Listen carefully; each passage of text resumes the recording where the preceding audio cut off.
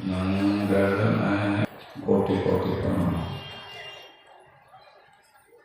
बड़े सौभाग्य की बात है जो आज इस धराधाम पर हमारे संत स्वामी सतराम जी महाराज के जन्मभूमि पर यह अखिल भारतीय आयोजन हो रहा है। उसमें हम सभी लोग यत्र से एकत्रित होकर के जिस तरह भगवान कृष्ण ने गोवर्धन पर्वत उठाया था और ग्वाल बाल अपनी अपनी लाठी लगाया था, आज उसी तरह हमारे इस पंडाल में आए हुए सत्संग प्रेमी संत महापुरुष और भी जो भी हैं सभी ने जिस तरह भगवान ने सब कुछ किया परंतु लाठी गोवाल भानु ने लगाया, उसी तरह आज यह दृश्य इन सत्संग प्रेमियों के द्वारा यह कार्यक्रम सुशोभित हो रहा है। विषय पर आइए, संत सदगुरु संत वे होते हैं जिनके विकारों का अंत हो जाता है, जिनके रहन सहन में परिवर्तन हो जाता है, जिनका दर्शन करने मात्र से हृदय पवित्र हो जाता है, निर्मल हो जाता है, अर्थात कोई कल्पना नहीं होती है। उनके समीप जाने से सारे विषयों की समाप्ति हो जाए। इसे संत के शरण में जो जाते हैं, संत शरण जो जन पड़ी स्वजन उदरण हार, जिन संतों के शरणों में चला जाता है उनका उद्धार हो जाता है। दूसरी बात, सदगुरु सदगुरु वे होते हैं जो सत्य स्वरूप परमात्मा के ज्ञान को हम आप जन साधारण लोगों को अपने ज्ञान बुद्धि और अपने आत्मबल शक्ति को देकर हमें भी प्रोत्साहित कर उस मार्ग पर प्रशस्त कर देता है जहाँ जाकर परमात्मा की प्राप्ति होती है। वैसे सदगुरु की बड़ी बड़ेहारी है।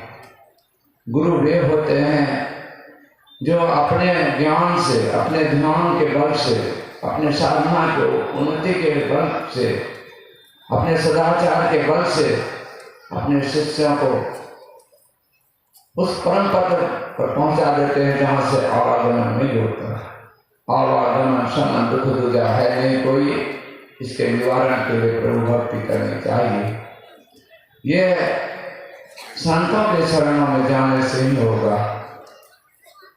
भगवान बुद्ध के समय बहुत सारे शिष्य बैठकर ध्यान करते थे, सत्संग करते थे। 4 महीने का जिसको मासा कहते हैं, एक जगह बैठकर सत्संग और ध्यान करते थे। हमारे गुरु महाराज भी उसी तरह उन्हीं नियमों का पालन करते हुए अपने जीवन में उतारा और हम लोगों को भी शिक्षा दी। आज इस शिक्षा के को अपने अंदर धारण करने की आवश्यकता है। लोग बहिर्मुखता की ओर बढ़ रहे हैं, चाहे साधक हो, सत्संगी हो, साधु संत हो या और कोई पद को प्राप्ति किए हो, लेकिन जो चाहिए उसकी ओर नहीं बढ़ रहे। धन संपत्ति, बेटा बेटी सब यहीं रह जाएगा, माल खजाना नहीं रह जाएगा। आपके साथ आपका कर्म और धर्म जाएगा। एक बात यहाँ मुझे खलती है, धर्म और कर्म की बात। गौ की सेवा करना, गौ का पालन करना, गौ को खिलाना, ये हमारा धर्म है।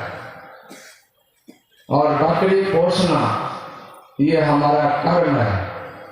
धर्म करेंगे उससे हमारा उन्नति होगा, उनसे पाप कर्म नहीं होगा। धर्म करेंगे हमारे अंदर विकार उत्पन्न नहीं होंगे, हमारे अंदर का उजाला होगा। लेकिन बकरी पोसेंगे तो कहा अनुमंता विश्वता निहंता करे बिक्री संस्कारता चौखाता चौखादश खेती घाटका। ये कर्म हमारा बनता है जिसके कारण हमें पाप का मुंह देखना पड़ेगा और दुखों से छूट नहीं सकते। और जो जिस जीवों की हत्या करता है, जो जिस जीवों का भक्षण करता है, एक उसके बाद भी उसको भी इसी तरह का परिणाम भुगतना पड़ेगा। हमारे जीवन में इन सब बातों को ख्याल रखना चाहिए। जिससे हमारा जीवन सुख में शांति में हो वह कर्म करना चाहिए। गुरु की सेवा से बढ़कर कोई सेवा नहीं। गुरु के आदेश को मानना सर्वोपरि है। गुरु का आदेश यही है, ध्यान कीजिए, सत्संग कीजिए और सदाचार का पालन कीजिए। इसी में हमारी आत्मोन्नति होगी। मैं इसी वाणियों के साथ अपना प्रवचन समाप्त करता हूँ। साथ ही साथ एक निवेदन भी करता हूँ। यहाँ जितने भी लोग आए हैं गुरु के दरबार में है, गुरु दरबार में किसी तरह की कमी हो, किसी तरह का दिक्कत हो, उसको भूल करके उसमें लग जाना चाहिए कि गुरु के आश्रम में आए हैं और उस आश्रम में पवित्रता, साधना, समर्पण की आवश्यकता है। उसके समीप जाने से हमारा आत्म कल्याण होगा। यही वाणियों के साथ मैं आप सभी को प्रणाम निवेदित करता हूँ और जितने भी साधु संत महात्मा यहाँ आए हैं उनसे निवेदन भी करता हूँ कि आप लोग भी इस आश्रम में आज वहाँ जाएंगे, वहीं प्रसाद ग्रहण करेंगे। साधु संत महात्मा का भोजन नहीं होगा और जितने भी सत्संग प्रेमी हैं आप लोगों के लिए भोजन यहाँ भी बनता है। जिनको यहाँ नहीं मिलता वहाँ भी जा सकते हैं, वहाँ भी भोजन कर सकते हैं। और बगल में स्वावलंबी कैंप है जो गुरु महाराज के आदेश अनुसार चलता है, तो उसमें भी जाकर भोजन ग्रहण कर सकते हैं। यही निवेदन के साथ मैं अपनी वाणी को विराम देता हूँ। बोलिए प्रेम से, जोर से बोलिए, आवाज नहीं आती। पूज्य स्वामी विवेकानंद बाबा से आप उपदेश अनुसरण कर रहे थे, ध्यान और सत्संग करें आत्म कल्याण होगा। अब मैं आमंत्रित करता हूँ पूज्य स्वामी फुलेंद्र बाबा को, जो मामूला से पधारे हैं, मुझे पूरा जाना है। आपसे निवेदन है कि आपके प्रतिपाद विषय पर, गुरु की महिमा विषय पर भक्तों को 10 मिनट के समय सीमा में उपदेश करने की कृपा करें।